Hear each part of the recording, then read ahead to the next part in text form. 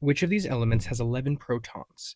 They all look the same, but one has a -1 charge, one a +1 charge, and another neutral. Whenever we talk about elements, it's important to go back to the subatomic particles which compose them: protons, neutrons, and electrons. Each of them have a different charge. Protons are +1, electrons -1, and neutrons are neutral. For the charge of an element, however, we call it net charge, and it's equal to protons minus electrons.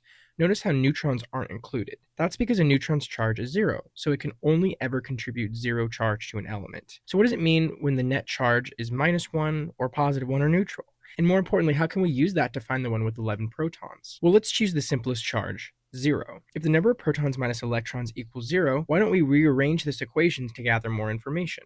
We do that, and we get that protons and electrons are equal to each other. Now we have this in terms of something more related to what the question is asking, which is if our element has 11 protons. So if protons and electrons are equal, that would mean that we need to have 11 electrons as well. But do we have 11 electrons?